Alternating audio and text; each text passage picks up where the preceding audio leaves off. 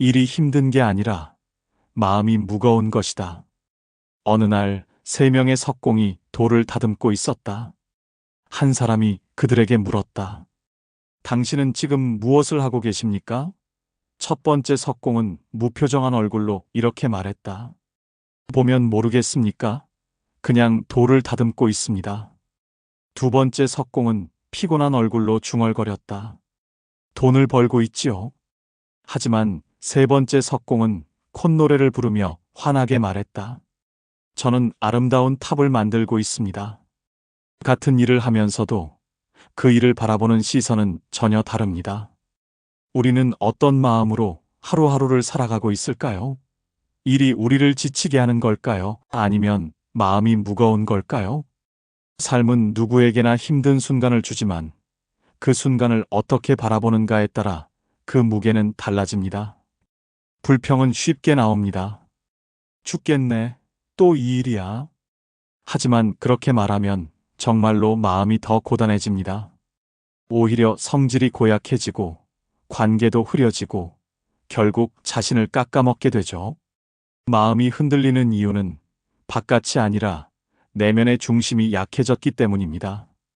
초를 켜놓고 가만히 두면 잘 타지만 계속 움직이면 검은 흐름이 생기듯이 마음도 가만히 들여다보지 않으면 흐려지고 맙니다.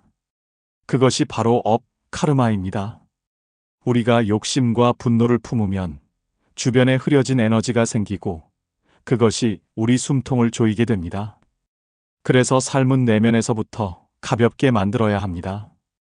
탑을 짓는 석공처럼 지금 하고 있는 일이 단지 노동이 아니라 의미 있는 일이라 생각해 보세요. 세상이 당신을 어떻게 보든 당신이 그 일을 어떤 마음으로 받아들이느냐가 가장 중요합니다. 한 예로 시장에서 만난 한 아주머니의 이야기가 떠오릅니다. 매일같이 새벽 5시에 나와 장사를 준비하시는데 얼굴에는 늘 미소가 가득했습니다. 누가 봐도 고단한 하루일 텐데 그녀는 말했습니다. 이 자리가 내가 사람들 만나는 자리예요. 이 일 덕분에 내가 살아있다고 느껴요. 누군가는 같은 일을 하며 불평으로 하루를 보내지만 누군가는 그 일을 통해 하루를 축복으로 만듭니다. 학생들도 마찬가지입니다. 시험 공부에 지쳐있는 아이들 중 어떤 아이는 이걸 왜 해야 하는지도 모르겠어요 하며 좌절하지만 또 어떤 아이는 내가 꿈꾸는 미래를 위해 지금은 조금 버틸 때예요 라며 차분히 책을 펴니다. 똑같은 교과서와 똑같은 시간, 하지만 전혀 다른 내면의 무게. 회사원 또한 마찬가지입니다. 하루 종일 컴퓨터 앞에 앉아 반복되는 업무를 하면서도 어떤 이는 이 일 언제까지 해야 하나라는 생각에 지쳐가고 또 다른 이는 이 프로젝트가 누군가에게 도움이 될 수 있다면 그걸로 충분하지라고 말합니다. 똑같은 회의, 같은 자료, 같은 퇴근길이지만 내면의 무게는 전혀 다릅니다. 결국 일이 힘든 게 아니라 마음이 무거운 겁니다. 어떤 상황이든 그 일에 의미를 부여하고 자신의 내면에서 가볍게 받아들이는 연습이 필요합니다. 마음이 가벼워질 때 일상은 힘든 일이 아니라 살아있다는 실감이 됩니다. 지금 내가 하고 있는 일이 어떤 것이든 그것이 단순한 반복이 아니라 의미 있는 여정이 되길 바랍니다. 마음을 바꾸는 일, 그것이 모든 변화의 시작입니다. 감정이 부는 날, 나는 어떻게 흔들리는가? 감정은 예고 없이 불어옵니다. 작은 말 한마디, 지나가는 표정 하나에 마음이 휘청거리기도 하죠. 특별히 큰일이 있었던 것도 아닌데 어느 날은 이유 없이 불쾌하고 이유 없이 눈물이 납니다. 우리는 왜 이렇게 쉽게 흔들릴까요? 사실 분노나 서운함은 외부에서 시작되는 것이 아닙니다. 대부분은 우리 안에 이해받지 못한 마음에서 비롯됩니다. 나도 모르게 기대했는데 그 기대가 무너질 때, 인정받고 싶었는데 무시당했다고 느낄 때 우리의 감정은 쉽게 요동칩니다. 법구경에서는 말합니다. 마음은 동요하기 쉽고 혼란하기 쉬우며 지키기 힘들고 억제하기 어렵다. 마음은 바람처럼 쉽게 흔들리며 그 흐름을 따라 살다 보면 진짜 내 마음을 잃게 됩니다. 예를 들어, 직장에서 오랜 시간 함께 일해온 동료가 회의 중 내 의견을 반박했을 때 무시당했다고 느껴 바로 언성을 높였던 기억이 있습니다. 시간이 지나고 보면 그 반박은 감정이 아닌 논리의 일부였고, 문제는 사실 내 안에 쌓여있던 자존심이었습니다. 또 어떤 이는 연인에게 무관심한 태도를 보였다가 상대가 진심으로 서운해하며 돌아설 때에서야 감정의 실체를 자각하게 됩니다.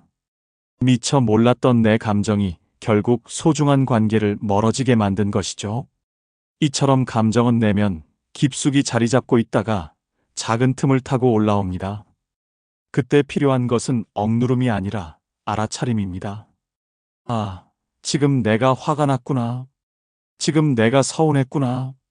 그렇게 내 마음을 바라보는 것만으로도 감정은 점차 가라앉기 시작합니다. 부처님은 깨달음을 방해하는 5가지 장애를 말씀하셨습니다. 감각적 욕망, 악의, 게으름과 혼침, 들뜸과 후회, 그리고 의심. 이 장애들은 우리 인식을 흐리게 하고 삶을 정확히 바라보지 못하게 만듭니다. 마치 흐린 유리창 너머로 세상을 보는 것처럼요.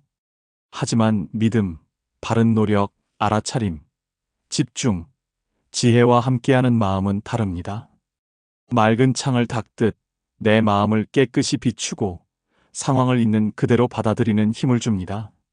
감정은 통제하는 것이 아니라 이해하는 것입니다. 그리고 그 이해가 곧 자유의 시작입니다.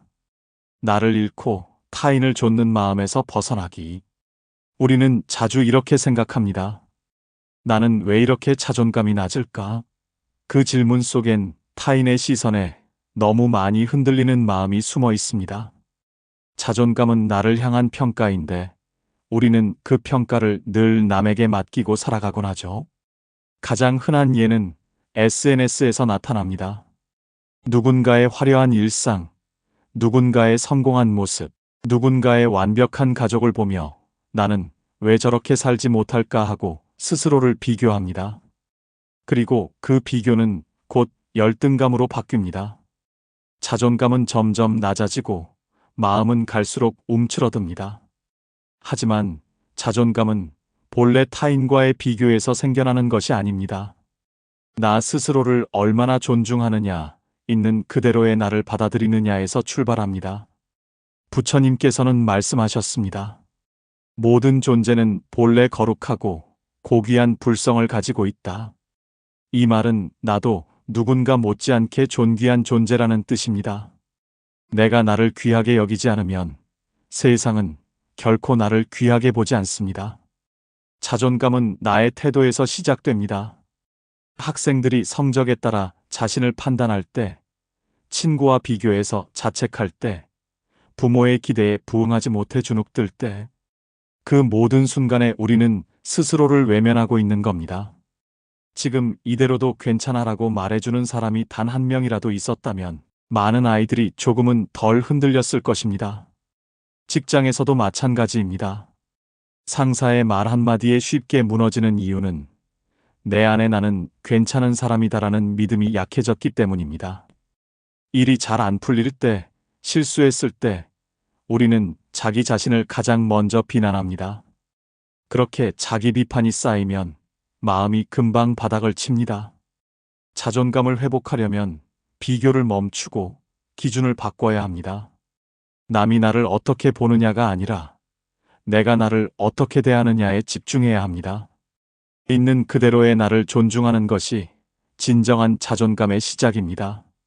지금 당신에게 필요한 건 더 잘나 보이는 누군가를 흉내내는 것이 아니라 있는 그대로의 자신을 인정하는 일입니다.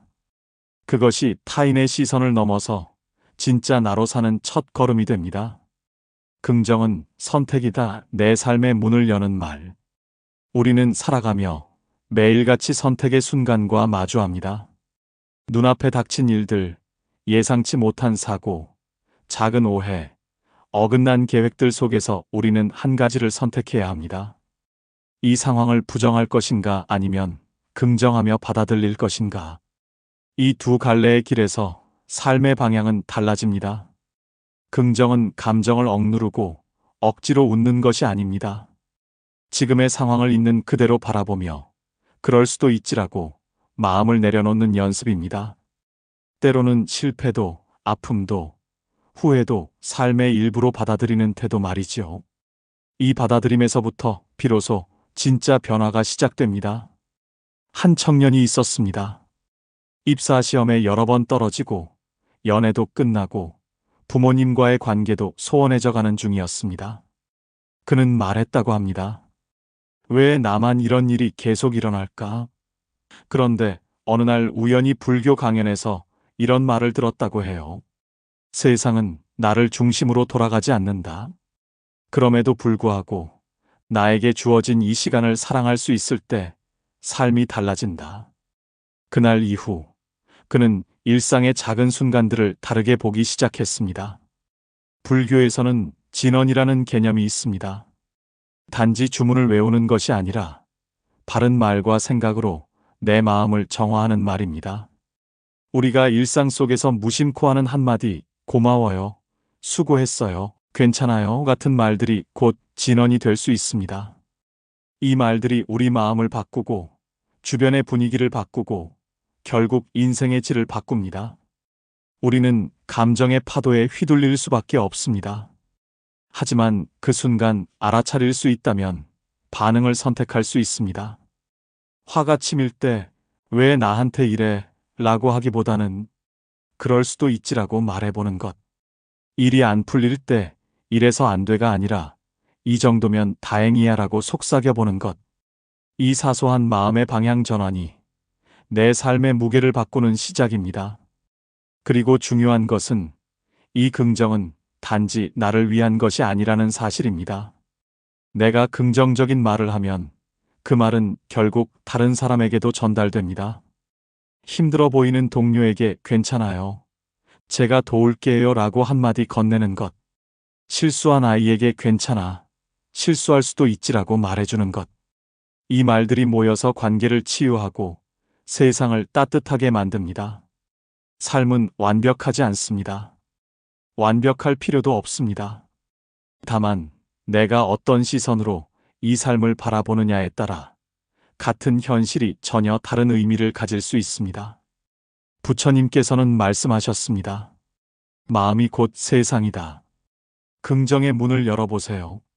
지금 이 순간 당신이 하는 생각과 말 그 하나하나가 당신 삶의 방향을 결정짓습니다.